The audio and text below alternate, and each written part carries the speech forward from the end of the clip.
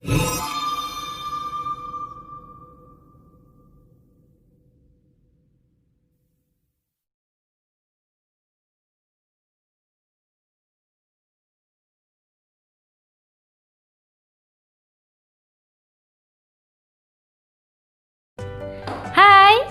para peserta didik kami, bagaimana kabarnya hari ini? Miss berharap kalian dalam keadaan sehat dan tetap semangat dalam mengikuti pembelajaran online.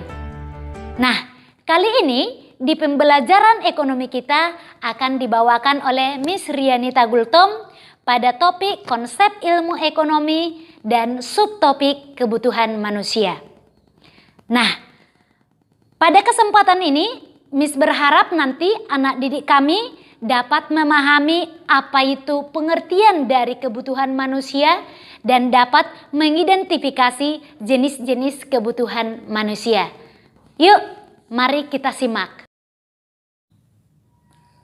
Perhatikan pada gambar ini.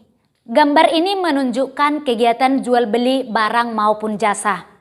Kegiatan ini terjadi karena kita memiliki kebutuhan. Jadi, dapat kita simpulkan bahwa kebutuhan manusia adalah segala sesuatu yang digunakan untuk kelangsungan hidup dan memperoleh kesejahteraan dan kenyamanan. Apa-apa aja jenis kebutuhan kita? Yuk, mari kita bahas satu persatu. Kebutuhan dibagi menjadi beberapa bagian. Yang pertama adalah kebutuhan berdasarkan tingkatan atau intensitas. Kebutuhan ini dibagi menjadi 3. Yang pertama adalah kebutuhan primer, yaitu kebutuhan pokok yang harus dipenuhi.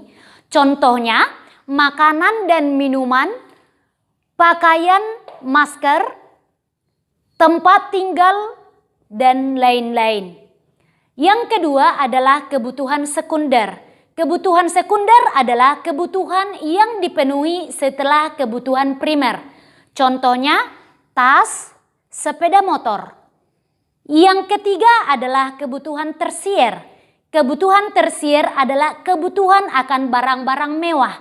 Contohnya, pesawat pribadi, mobil mewah, berlian.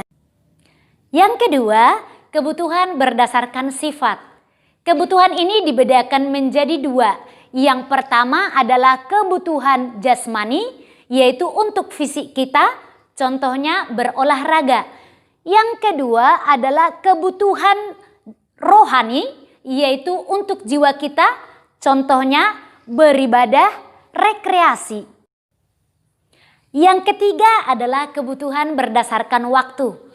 Kebutuhan ini dibedakan menjadi 2. Yang pertama kebutuhan sekarang, yaitu kebutuhan yang harus dipenuhi sekarang.